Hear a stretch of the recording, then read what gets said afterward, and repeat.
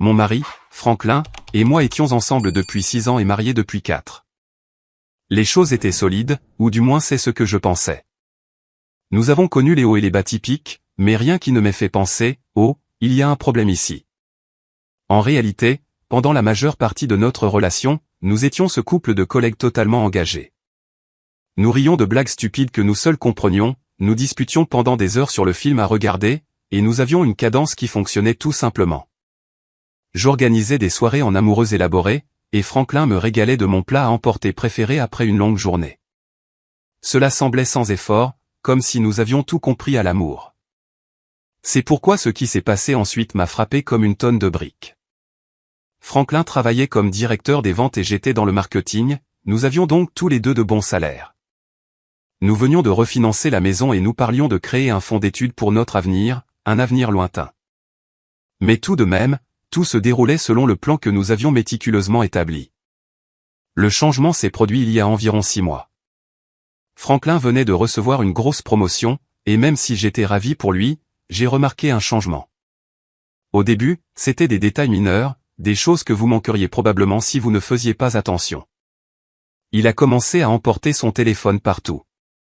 Et je dis bien partout.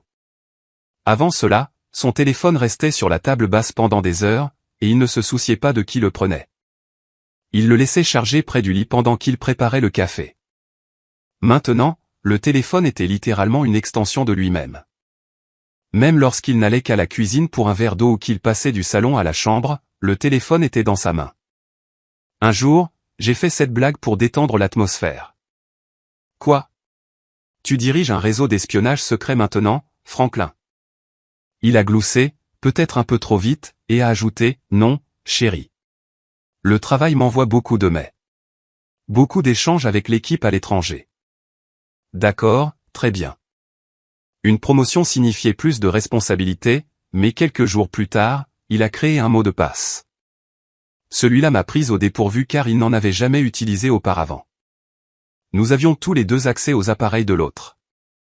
Quand j'ai demandé nonchalamment pourquoi, il a répondu quelque chose de vague sur la sécurité et les pirates informatiques. Tu sais combien de données d'entreprise sensibles j'ai là-dessus maintenant, Darlene? Ça fait partie des nouvelles règles de la direction, a-t-il dit, en évitant mon regard. Je n'ai pas insisté car je ne voulais pas paraître paranoïaque, mais ça ne me semblait tout simplement pas normal. Le téléphone ressemblait à un secret. Et ça ne s'est pas arrêté là. Il a commencé à prendre des appels en dehors de la pièce, ce qu'il n'avait jamais fait auparavant. Ce n'était pas subtil non plus. Son téléphone sonnait et il disait, « Oh, je prends juste ça rapidement », avant de disparaître dans la chambre ou dehors sur le porche. Le porche, dans un froid glacial. Si je demandais qui c'était, il disait simplement, juste un collègue du travail, Darlene. Puis j'ai remarqué une nouvelle habitude, garder son téléphone face contre la table. Un soir, je me suis penché pour lui donner la télécommande et ma main a presque effleuré son téléphone. Il l'a rapidement écarté. C'était un de ces moments fugaces, mais il m'est resté en tête. J'ai senti un œuf froid commencer à se former dans mon estomac. J'ai réalisé que je devenais une détective dans ma propre maison et cette pensée était horrifiante. Le téléphone était le premier signal. La distance était le second. Les conversations qui coulaient de source auparavant ressemblaient maintenant à un véritable supplice. Si j'évoquais des projets d'avenir, comme « Où devrions-nous aller pour notre anniversaire ?» ou « Penses-tu que nous devrions commencer à économiser pour une nouvelle voiture ?» Il hochait simplement la tête et disait « Oui, on verra », avant de changer de sujet. Tout lui semblait temporaire. Tout a commencé à ressembler à un retrait émotionnel lent et douloureux. Le retrait émotionnel était déjà assez grave, mais c'est un mercredi anodin que les choses se sont vraiment mises en place. Franklin m'a informé qu'il voyait un ami pour un café après le travail. Ça ne semblait pas étrange. Il le fait de temps en temps. Il se trouve que je faisais des courses dans le même quartier. Je devais récupérer du papier spécial pour la présentation d'un client, alors je me suis dit pourquoi ne pas lui faire la surprise. Ce serait mignon. Peut-être que ça briserait la glace sous laquelle nous vivions. Cependant, quand je suis arrivé, il n'était pas avec son ami. Il se tenait à l'extérieur du café, faisant les 100 pas, son téléphone collé à l'oreille.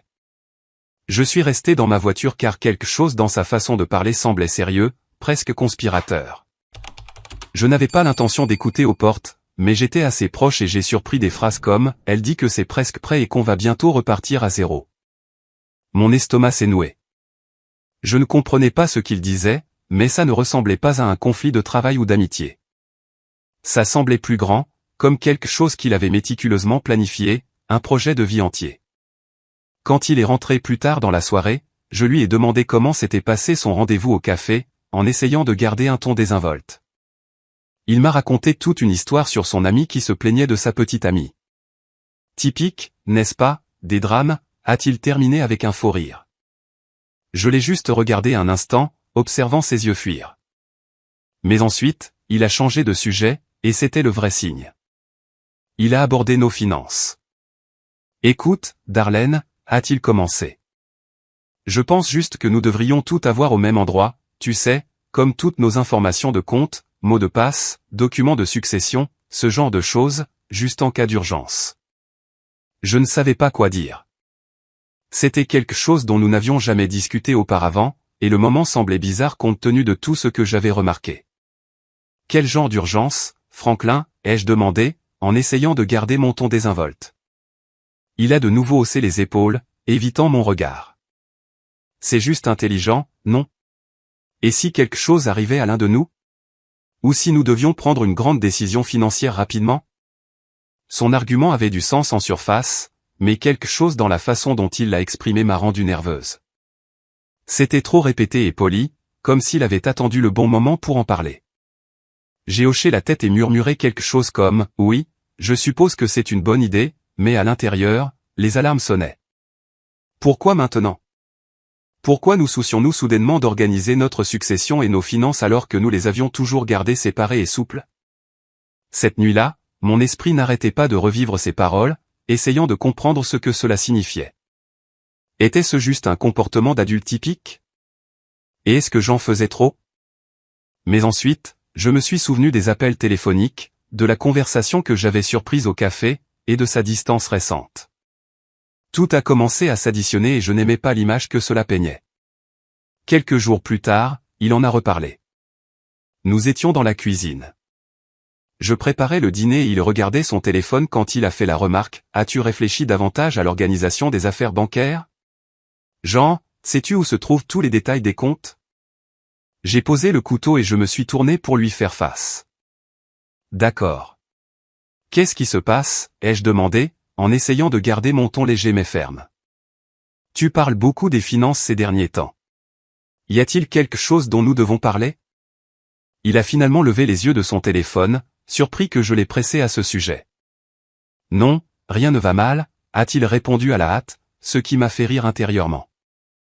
Je pense juste que c'est important, c'est tout, tu sais, pour les urgences. Sa réponse semblait ambiguë, trop vague. J'ai hoché la tête et j'ai laissé tomber, mais la façon dont il a évité de donner une réponse directe m'a rendue encore plus méfiante. Cela ne ressemblait plus à une suggestion désinvolte. J'avais l'impression qu'il cachait quelque chose, mais je n'avais aucune idée de quoi. Alors, le lendemain, pendant qu'il était au travail, j'ai décidé de jeter un œil à nos finances. J'ai ouvert notre compte joint en ligne et j'ai découvert quelque chose d'inattendu. Au cours du dernier mois, quelques petits mouvements avaient eu lieu. Rien de gros, mais de petites sommes, $1500, $800, $1200 qui ne semblaient pas avoir de but clair. Ils n'étaient pas destinés aux factures, à l'épicerie ou à quoi que ce soit de similaire. Les descriptions étaient vagues, transferts, divers. Je ne voulais pas tirer de conclusions hâtives, mais il semblait qu'il avait systématiquement retiré de l'argent du compte pour une raison que je ne pouvais pas comprendre. J'ai envisagé de l'affronter, mais quelque chose m'a dit d'attendre. Si je me trompais, j'aurais l'air ridicule, et si j'avais raison, je devais être prudente. Cela me rongeait. Alors, j'ai contacté quelqu'un de confiance, un vieil ami de l'université qui est aussi avocat, Lial. Je lui ai raconté ce que j'avais découvert en essayant de ne pas ressembler à une théoricienne du complot. Écoute, Darlene, a remarqué Lial après que j'ai tout expliqué. Je ne dis pas qu'il se passe absolument quelque chose, mais tu n'es pas folle de vouloir te préparer. Si tu t'inquiètes de protéger tes actifs, en particulier la maison, c'est le moment de le faire. Mieux vaut prévenir que guérir. Il m'a expliqué ce que je pouvais faire, des procédures simples pour m'assurer que mes finances seraient protégées si quelque chose arrivait. Il s'est concentré sur le concept d'une fiducie irrévocable. C'était un grand mot, mais le concept était simple.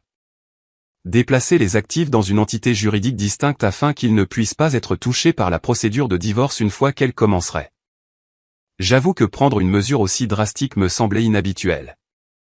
C'était comme si je me préparais à quelque chose de terrible, même si je n'étais pas sûr de ce qui n'allait pas.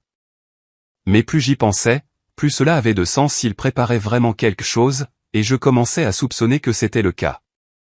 Je devais me défendre. Ce n'était pas une décision facile à prendre. Cependant, il ne s'agissait pas seulement d'argent ou d'actifs. Il s'agissait de la vie que nous avions créée ensemble. Je n'arrêtais pas de revoir des images dans ma tête, le jour de notre mariage, les conversations nocturnes sur nos rêves, et les petites blagues étranges que nous partagions. Comment en étions-nous arrivés là? Était-ce à cela que notre mariage s'était réduit? La perspective de prendre ces mesures ressemblait à une concession de défaite, comme si j'abandonnais officiellement la confiance que nous partagions autrefois.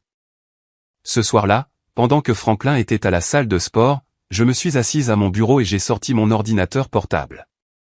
Ma main tremblait alors que j'ouvrais l'ordinateur et commençais à parcourir tout, les comptes bancaires, les comptes d'investissement et l'acte de propriété. Chaque papier que j'étudiais ressemblait à une trahison, mais une voix persistante dans ma tête me rappelait qu'il s'agissait de survie, pas de sabotage. Je ne voulais pas lui faire de mal. Je ne pouvais pas me défaire de l'idée que si je n'agissais pas maintenant, je le regretterais plus tard. J'ai compilé une liste de tout ce que je pouvais transférer et comment le faire sans éveiller les soupçons. Je devais agir rapidement avant qu'il ne reçoive le prochain gros dépôt de sa prime de promotion. J'ai ensuite appelé ma mère, Vera. Maman, j'ai besoin que tu gardes certaines choses pour moi pendant un moment. Ce n'est rien de grave, juste quelque chose que je dois faire pour me protéger, au cas où. Elle est restée silencieuse une minute, essayant probablement de comprendre ce que je ne disais pas. Tu vas bien, ma chérie? Sa voix était remplie d'anxiété. Oui, ai-je menti? C'est juste une précaution. Rien d'inquiétant. C'est une affaire juridique compliquée, maman. Liée à un vieil héritage. Elle n'a pas insisté, mais j'ai pu entendre la pause dans sa voix quand elle a répondu. Bien sûr, Darlene. Tout ce dont tu as besoin. J'ai raccroché avec un étrange mélange de soulagement et de honte. Je détestais l'impliquer dans ce gâchis, mais savoir que ma mère me soutenait apportait une certaine stabilité dans un environnement autrement chaotique. La logistique du transfert était compliquée, conçue pour ressembler à une simple restructuration à des fins fiscales, mais Lial avait clairement exposé les étapes. Je devais exécuter cela parfaitement. J'ai commencé par les actifs liquides, l'argent de notre compte d'épargne joint qui n'était pas immédiatement nécessaire pour les factures. Je l'ai d'abord déplacé vers un nouveau compte séparé à mon nom, sous prétexte de créer le nouveau compte automatisé du fonds d'études dont nous avions discuté, puis immédiatement dans la fiducie. J'ai fait attention à ne pas vider le compte joint. J'ai laissé assez pour 2 mois d'hypothèque et de charges, juste pour sauver les apparences. Les comptes d'investissement étaient plus délicats. Ils nécessitaient plus de paperasse et plusieurs signatures. Lial avait préparé un accord de restructuration que je devais présenter à Franklin, prétendant que c'était un modèle standard de mon entreprise concernant la gestion des actifs des cadres. Le lendemain matin, j'ai abordé Franklin à la table de la cuisine. Il savourait son café, absorbé par un article de presse financière. « Chérie, ai-je commencé en essayant de garder ma voix égale. Peux-tu signer ça? Ce sont juste des papiers que mon entreprise m'a demandé de régler pour la saison des impôts. Des trucs standards pour notre niveau. Apparemment, il faut juste les 2 signatures à cause de la déclaration de revenus conjointe. » Il a jeté un œil au papier, qui était mélangé à de vrais documents fiscaux. « Oh, bien sûr, Darlene. Ça a l'air d'être un tas de jargon juridique, a-t-il dit, en le lisant à peine. Il a rapidement apposé son nom sur les lignes désignées et me les a rendues. Cette signature concernait le transfert des comptes d'investissement dans la fiducie. Ce n'était pas un mensonge, juste une omission de la vérité soigneusement orchestrée. J'ai senti une bouffée de chaleur me monter au cou en le regardant signer, mais je ne pouvais pas m'arrêter. Je me suis dit que je protégeais simplement notre avenir commun de sa décision égoïste et unilatérale. L'acte de propriété de la maison était la dernière étape. Lee a rédigé les papiers pour le transfert dans la fiducie irrévocable au nom de Vera. Cela s'est fait en dehors du domicile, au bureau de Lee, avec ma mère présente. Darlene, es-tu sûre de ça, a demandé ma mère Vera, sa main posée sur la mienne. C'est une étape majeure. C'est la maison. Je dois le faire, maman, ai-je dit, ma voix à peine un murmure. Il prépare quelque chose. Je le sens. S'il demande le divorce et que la maison est toujours en propriété conjointe, j'en perds la moitié. Sans poser de questions. De cette façon, elle est en sécurité. C'est un héritage protégé pour moi. Vera a hoché la tête, son expression sombre. D'accord, alors. Ton père serait fier de toi d'être si intelligente. Au moment où Franklin est rentré ce soir-là, la majorité de mes actifs, notre argent liquide, nos investissements et même la valeur nette de la maison étaient légalement au nom de ma mère, scellés dans une fiducie incontestée. Il n'a rien remarqué. Il est entré, m'a embrassé sur la joue et m'a demandé si je voulais regarder un film. Il semblait aller bien, mais à l'intérieur, j'étais en vrac. Une partie de moi se sentait mal, comme si j'avais trahi sa confiance. Mais une autre partie de moi se sentait soulagée, comme si je reprenais enfin le contrôle d'une situation qui m'avait échappé. Je jouais en défense contre la personne que je pensais qui me soutiendrait toujours. J'ai gardé une petite somme sur notre compte joint pour maintenir les apparences, mais le reste était verrouillé. Le jeu de l'attente a commencé. Au cours des 3 jours suivants, j'ai essayé de maintenir une routine normale. Je ne voulais pas lui faire savoir que quelque chose avait changé. Franklin semblait satisfait, voire inhabituellement joyeux par moments. Il était détendu. Il a proposé de préparer le dîner 2 fois. Il a même suggéré une escapade le week-end. Cependant, plutôt que de me rassurer, cela a accru ma suspicion. S'il complotait quelque chose, il le cachait très bien. Mais il a commis une erreur cruciale. Il n'a plus jamais abordé les finances. Pas même après que je l'ai questionné la dernière fois. C'était comme si le sujet s'était évaporé de sa mémoire. Au début, j'ai cru que j'avais surréagi et qu'il avait laissé tomber le sujet car ce n'était pas pertinent. Mais plus j'y pensais, plus je réalisais qu'il l'évitait, presque comme s'il avait peur de le mentionner à nouveau après que je l'ai pressé. Je l'ai aussi surpris à me fixer plusieurs fois. Ce n'était pas un regard amoureux, c'était un regard d'évaluation, comme s'il évaluait mon humeur ou se demandait s'il devait dire quelque chose. Chaque fois que je le remarquais, il reportait rapidement son attention sur ce qu'il faisait, son téléphone, la télé, un livre. C'était subtil, mais c'était présent. J'avais l'impression qu'il attendait que j'aborde le sujet, comme s'il ne voulait pas insister à nouveau. Le silence ne faisait que me rendre plus anxieuse.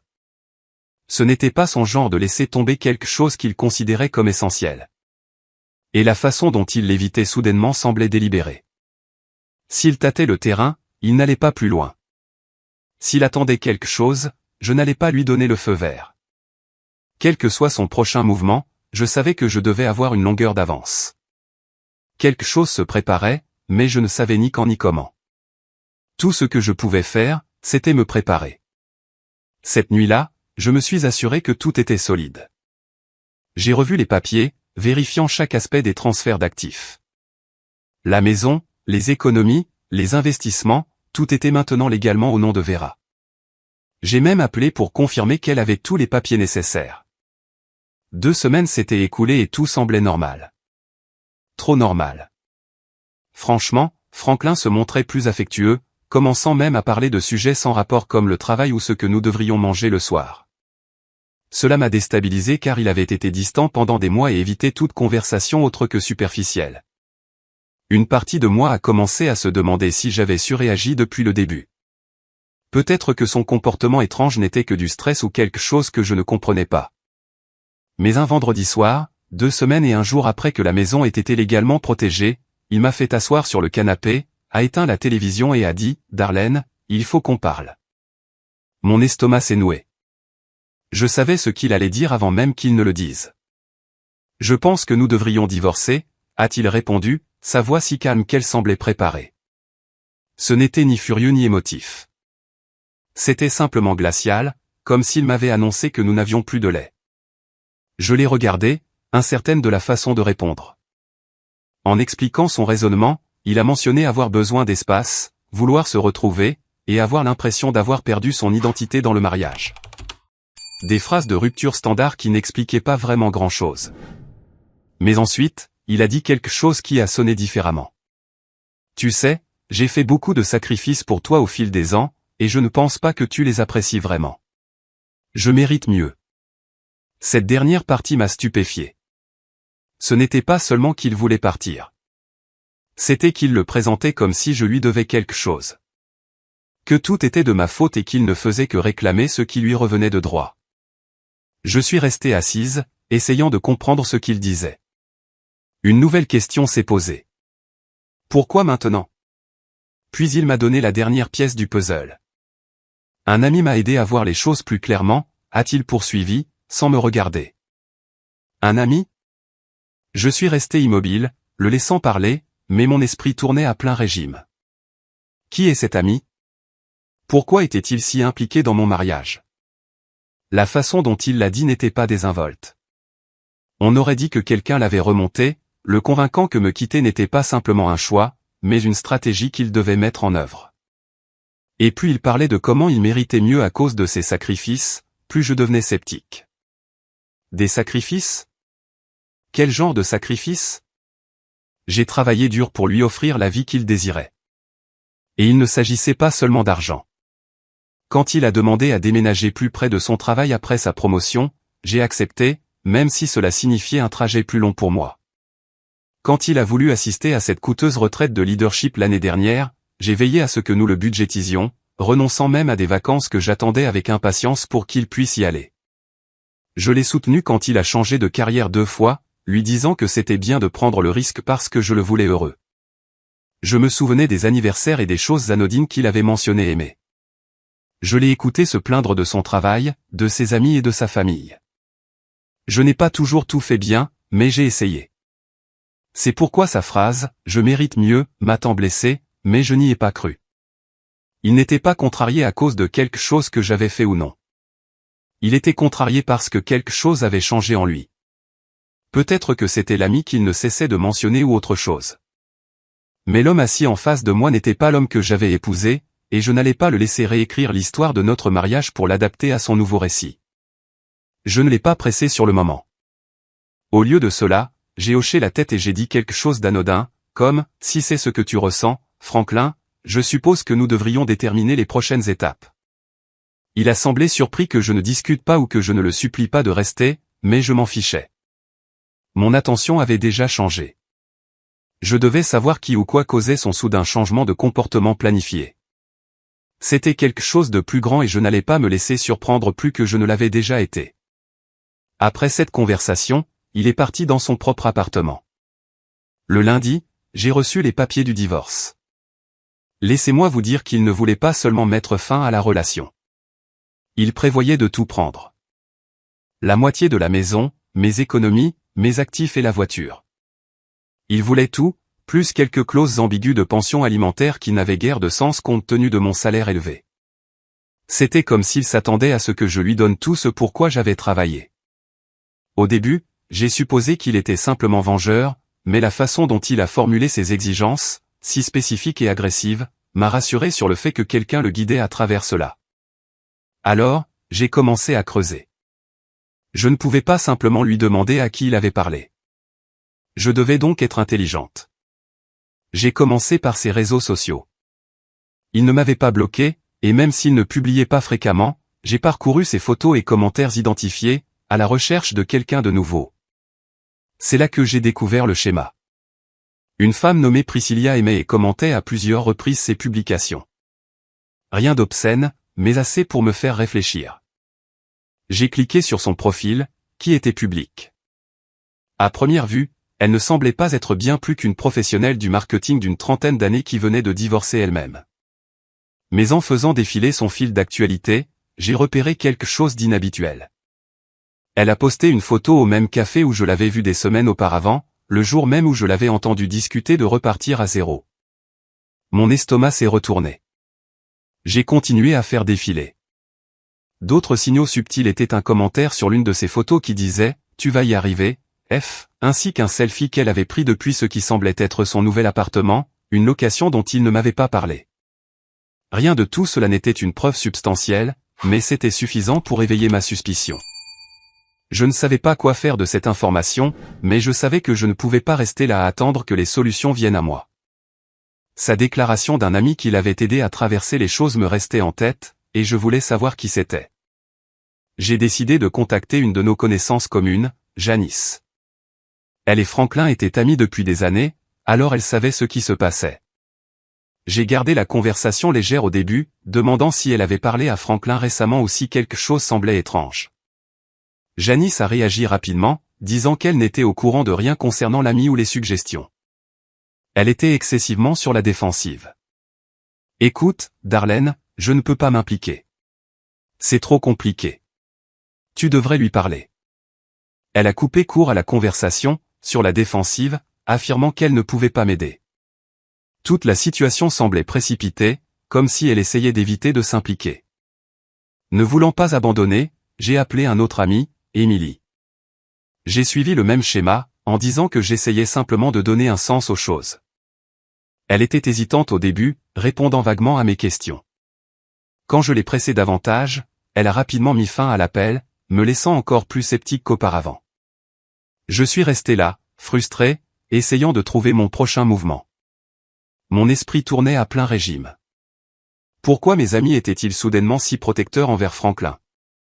Puis, à ma grande surprise, Emily a rappelé environ 20 minutes plus tard. Elle m'a dit qu'elle devait s'assurer que ce qu'elle disait ne lui retomberait pas dessus. Je ne peux pas parler longtemps, Darlene.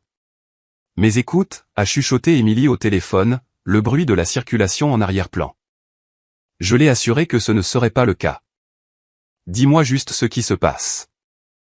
Après une longue pause, Emily a révélé ce qu'elle savait. Apparemment, Franklin passait beaucoup de temps avec une certaine Priscilla, qu'il avait rencontrée au travail. Darlene, elle est connue pour avoir un accord de divorce très agressif, a dit Emily. Elle a coaché Franklin tout au long de son processus. Entendre ce nom a été comme une pièce de puzzle qui se mettait en place. Priscilla. Accord de divorce agressif. Coaching. Il était évident que c'était plus que son besoin d'espace ou de se retrouver. Quelqu'un d'autre était dans le tableau, dirigeant ses décisions, et j'étais impatiente de découvrir pourquoi. J'ai remercié Emily abondamment, lui assurant que son secret était en sécurité avec moi. La trahison brûlait, mais ce qui faisait le plus mal, c'était à quel point tout était prémédité. Il ne m'abandonnait pas simplement.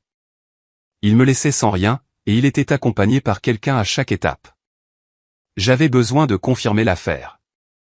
J'ai choisi de l'affronter à ma manière.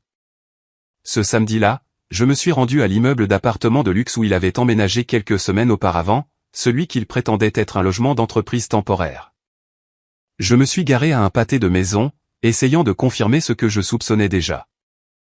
Je suis resté assise là pendant 2 heures. C'était une attente froide, mais je me sentais étrangement calme. J'attendais simplement la vérité finale, la dernière preuve qui justifierait chaque action que j'avais entreprise. Quelques heures plus tard, Franklin et Priscilla sont sortis de l'immeuble. Ils ne se tenaient pas la main, ne s'embrassaient pas ou quoi que ce soit d'ouvertement affectueux, ce qui est une erreur classique que beaucoup de tricheurs commettent. Mais la façon dont ils marchaient ensemble, proches, se penchant pour parler, riant d'une blague privée, en disait long. Ils sont montés dans sa nouvelle voiture de leasing, celle qu'il avait achetée après sa promotion, et sont partis, me laissant assise là à regarder l'endroit où ils avaient été. Je ne les ai pas suivis. Je n'en avais pas besoin. À ce stade, il était évident qu'ils n'avaient pas simplement cessé de m'aimer. Ils se préparaient à partir avec quelqu'un d'autre qui avait un intérêt clair pour mes actifs. Et maintenant, tout avait un sens. La distanciation soudaine, les questions sur l'argent, les exigences énergiques dans les papiers du divorce. Il utilisait le divorce comme un tremplin vers la vie qu'il créait avec Priscilla. Mais il n'avait aucune idée de ce que j'avais prévu pour lui. Je suis rentré chez moi ce soir-là, la tête pleine de tout ce que j'avais appris. La trahison brûlait, mais la connaissance que j'avais déjà protégé mon avenir était un réconfort puissant et silencieux. La première séance de médiation a été tendue dès notre arrivée. Le visage de Franklin était crispé, sa posture dégageant une fausse confiance. Je suis arrivé avec Lial, qui avait l'air calme et professionnel, ne portant qu'un mince dossier. L'avocat de Franklin, un homme lisse dans un costume sur mesure, est arrivé avec un classeur si épais qu'on aurait dit qu'il portait plainte contre une entreprise du Fortune 500. Il a commencé à énumérer les exigences de Franklin comme si elles étaient entièrement raisonnables. Mon client exige la liquidation immédiate du domicile conjugal avec un partage des profits à 50-50e, a commencé l'avocat, sa voix légèrement tonitruante. De plus, nous exigeons le transfert intégral de tous les comptes d'investissement détenus conjointement ainsi qu'une part importante des fonds de retraite et de succession de Madame Darlene, ainsi qu'une pension alimentaire conséquente compte tenu de l'ajustement temporaire des revenus de M. Franklin après sa promotion. Je suis resté assise là à écouter la liste absurde. Il voulait la moitié de la maison, tous mes actifs, ma voiture et une part importante de mon salaire à l'avenir. C'était une pure prise d'argent prédatrice, clairement orchestrée par Priscilla. Je suis restée silencieuse, semblant écouter, mais j'attendais que Lial passe à l'action. Franklin n'arrêtait pas de me jeter des regards, un petit sourire suffisant sur le visage, comme s'il savait qu'il m'avait acculé. Quand ce fut enfin notre tour, Lial a souri poliment et a doucement fait glisser une petite pile de documents sur la table. Pas le classeur épais, juste une simple pile. Avant de discuter de la répartition des prétendus biens matrimoniaux, je pense qu'il est important que tout le monde examine ces documents, a dit Lial, sa voix calme contrastant vivement avec la grandiloquence de l'avocat de Franklin. L'avocat de Franklin, Monsieur Slick, a pris les papiers et les a parcourus. Sa posture confiante a rapidement changé. Son front s'est plissé plus fort à chaque page qu'il tournait. « Qu'est-ce que c'est » a-t-il demandé, regardant Lial, clairement agité. « Ces documents » a dit calmement Lial en se penchant en arrière dans sa chaise, montrent le transfert légal de tous les principaux biens matrimoniaux, y compris l'acte de propriété de la maison, les comptes d'investissement liquides et l'intégralité des économies personnelles de Madame Darlene. Dans une fiducie irrévocable sous la garde de sa mère, Madame Vera X, la pièce est devenue complètement silencieuse. On pouvait entendre le bourdonnement des néons. Le visage de Monsieur Slick était figé. Il a regardé Franklin, confus et frustré. « Vous n'en aviez pas parlé » a-t-il déclaré d'un ton plat. Franklin lui a arraché les papiers des mains, les feuilletant, son visage devenant cramoisi. Il a regardé les signatures notariées et les dates, ses yeux parcourant le résumé juridique détaillé de Lial. « Ça ne peut pas être vrai » a-t-il dit, la confiance complètement envolée. Franklin a levé les yeux vers moi, son visage passant de l'incrédulité à une rage volcanique pure. « Tu as planifié ça » a-t-il marmonné, se penchant en avant sur sa chaise, me regardant comme si j'avais commis un crime odieux. « Tu savais que j'allais demander le divorce, et tu as monté ça pour me la faire à l'envers. » Je n'ai pas répondu. Je suis resté assise là, les mains soigneusement jointes sur mes genoux, et je l'ai laissé relier les poings par lui-même. C'était le moment le plus satisfaisant de ma vie d'adulte. Le moment où il a réalisé que son plan soigneusement construit et guidé par Priscilla avait heurté un mur de briques. Monsieur Slick, apparemment agité, a demandé à Lial de s'expliquer. Lial l'a donc fait, lentement, délibérément, et avec toutes les preuves nécessaires pour rendre les transferts irréfutables. Les transferts, a expliqué Lial, ont été effectués 3 semaines complètes avant le dépôt de cette requête. La fiducie est irrévocable, entièrement légale, et malheureusement pour Monsieur Franklin, incontestable en vertu de la loi de l'État. Madame Darlene avait plein droit de structurer ses actifs comme elle le jugeait bon à ce moment-là, car aucune action de divorce n'était en instance. Les dates coïncidaient exactement, indiquant que j'avais tout transféré bien avant qu'il ne dépose sa demande. Les signatures étaient dûment notariées, et la fiducie était solide. Il ne pouvait rien faire pour la contester. Franklin était furieux. « Tu es incroyable. Je n'arrive pas à croire que tu m'aies fait ça, » a-t-il crié, crachant presque les mots à travers la table. Je n'ai toujours rien dit. Qui avait-il à dire? Il ne s'agissait pas de moi lui faisant quelque chose. Il s'agissait de me défendre parce qu'il avait clairement montré qu'il ne partirait pas tranquillement. Il avait prévu de me saigner à blanc pour financer sa vie avec Priscilla. Monsieur Slick a rapidement demandé une suspension, entraînant Franklin dans le couloir. Ils se sont blottis, parlant à voix basse et furieuse. Je pouvais voir l'influence de Priscilla s'estomper de Franklin à chaque geste frénétique qu'il faisait. Quand ils sont revenus, Monsieur Slick avait l'air vaincu. Nous devons repenser notre stratégie, a-t-il marmonné au médiateur. Tout le monde dans la pièce savait qu'il n'avait plus de coup à jouer. En sortant du bâtiment, Franklin m'a prise à part dans le couloir, son expression un mélange de rage et de désespoir. Ce n'est pas fini, a-t-il ajouté, son ton bas et menaçant. Tu vas le regretter, Darlene. Je l'ai regardé droit dans les yeux. Je n'ai pas haussé la voix. Je n'ai pas perdu mon sang-froid. J'ai prononcé ma dernière phrase en réponse à l'homme avec qui je pensais passer ma vie. Je regrette déjà de t'avoir fait confiance, Franklin. C'est le seul regret que j'ai. Je me suis retourné et je suis parti. Les choses se sont accélérées plus vite que je ne l'avais prévu après la séance de médiation. Franklin est entré en mode de crise totale presque instantanément. Cela a commencé par les appels, des appels sans fin. Au début, il semblait calme, voire plein de remords, laissant des messages vocaux qui commençaient par « Darlene, je pense qu'il faut juste qu'on parle. » Ou « Je sais que ça s'est envenimé, mais on peut arranger ça. » Il a même essayé de me manipuler. On n'a pas besoin des avocats, bébé. Réglons ça entre nous. Pense à notre avenir. Quand je n'ai pas répondu, le ton a changé. Le deuxième jour, ces messages alternaient entre sanglots et cris. Un message vocal le voyait se lamenter d'avoir fait une erreur et de ne pas vouloir perdre ce que nous avions créé ensemble. Puis il se lançait dans une tirade furieuse, m'accusant d'être avare et cruel, me blâmant pour tout ce qui n'allait pas dans sa vie, même pour la progression bloquée de son grand projet de promotion. J'ai tout ignoré. Liane m'a dit de ne pas m'engager, et honnêtement, je n'en avais pas envie. J'en avais fini de jouer à ces jeux, mais lui n'en avait pas fini. Quand les appels et les SMS n'ont pas fonctionné, il a commencé à raconter des histoires à nos amis communs. Des amis m'ont informé qu'il disait aux gens que le divorce était un canular et que tout cela faisait partie d'une farce plus grande. Une blague. Une blague, Darlene? Qui croirait ça? M'a demandé mon amie Harriet pendant le déjeuner, secouant la tête. Les failles de son histoire sont rapidement apparues. Des amis ont commencé à poser des questions comme « Si c'était une blague, pourquoi as-tu déposé de vrais papiers légaux ?» Ou « Pourquoi engager un avocat et faire des demandes si spécifiques si ce n'était pas sérieux ?» Quand les autres n'ont pas accepté instantanément la justification du canular, il a redoublé d'efforts. Il a dit que ce n'était pas une blague, mais plutôt un test de la force de notre relation.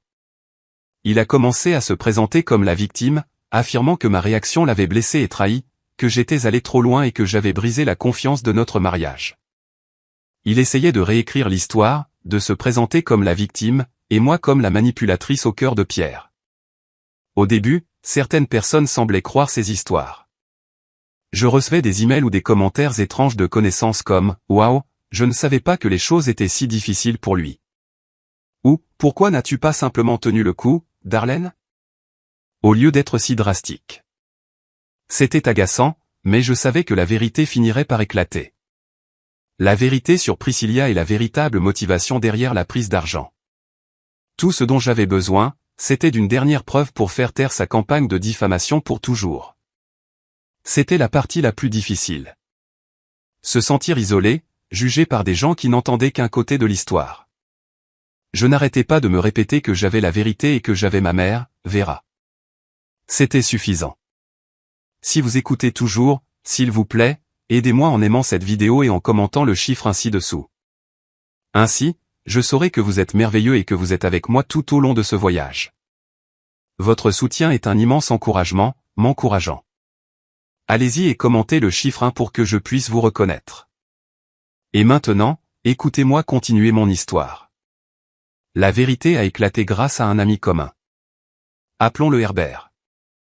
Herbert et moi n'étions pas particulièrement proches, mais nous avions toujours été cordiaux.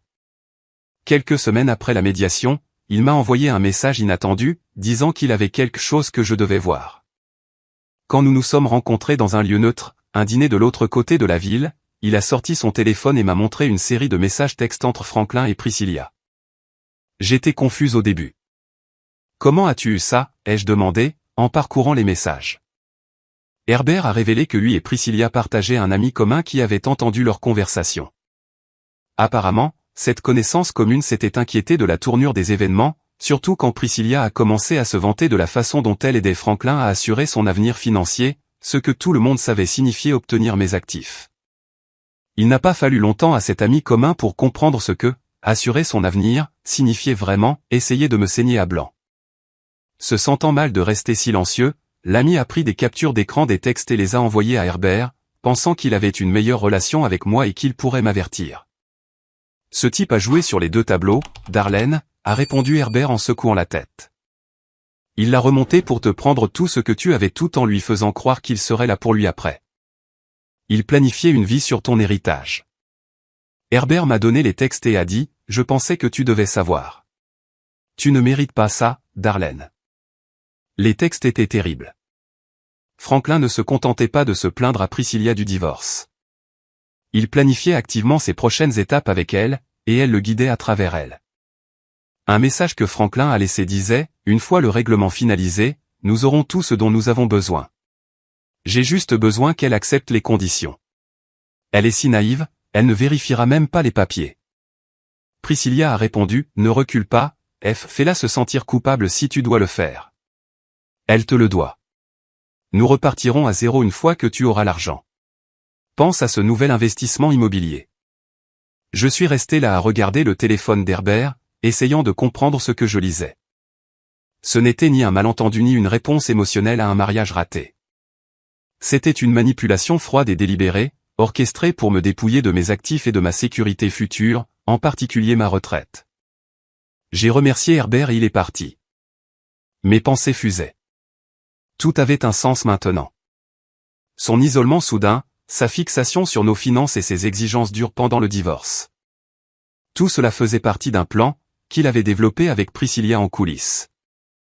Les textes ont rapidement circulé parmi nos amis communs.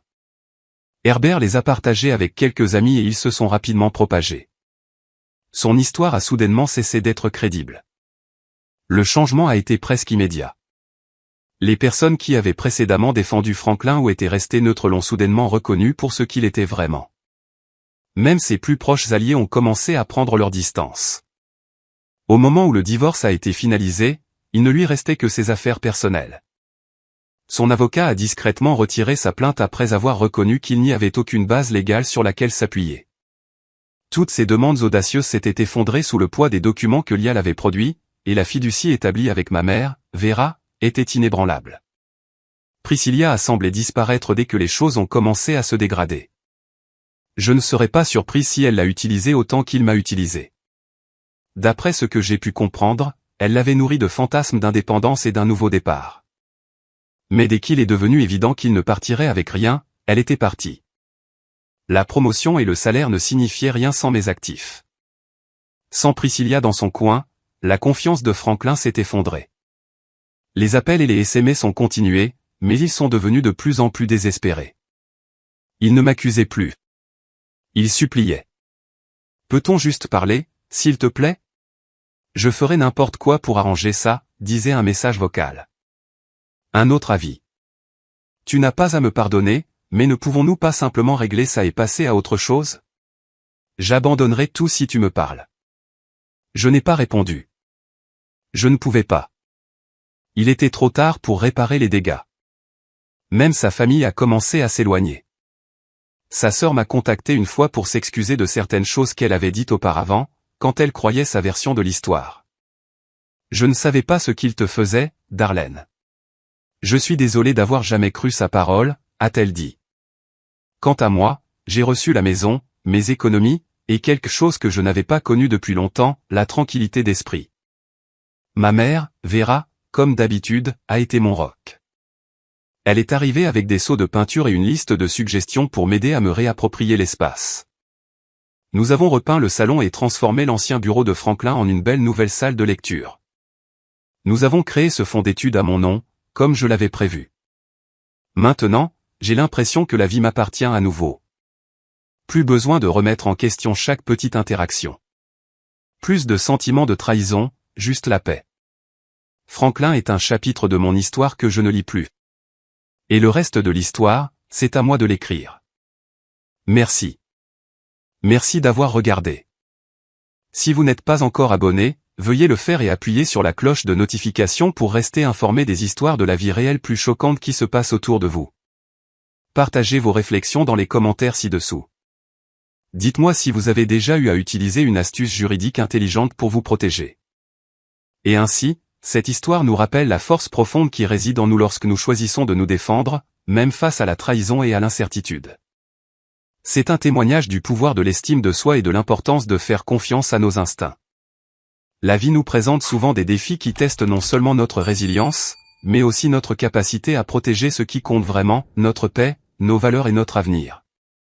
À travers ce voyage, nous voyons comment le courage et la préparation peuvent transformer un moment de vulnérabilité en un moment d'autonomisation. Il ne s'agit pas de vengeance ou d'amertume, mais de reprendre le contrôle de sa vie et de refuser de laisser les autres dicter son récit. C'est une histoire de force tranquille, de trouver la clarté au milieu du chaos, et de choisir de se prioriser lorsque le monde semble conspirer contre vous. Et vous? Avez-vous déjà été confronté à un moment où vous avez dû prendre des mesures audacieuses pour protéger votre paix ou votre avenir? Partagez vos réflexions ci-dessous ou commentez simplement « Bien » si cette histoire vous a inspiré à vous valoriser un peu plus aujourd'hui. Continuons à apprendre et à grandir ensemble.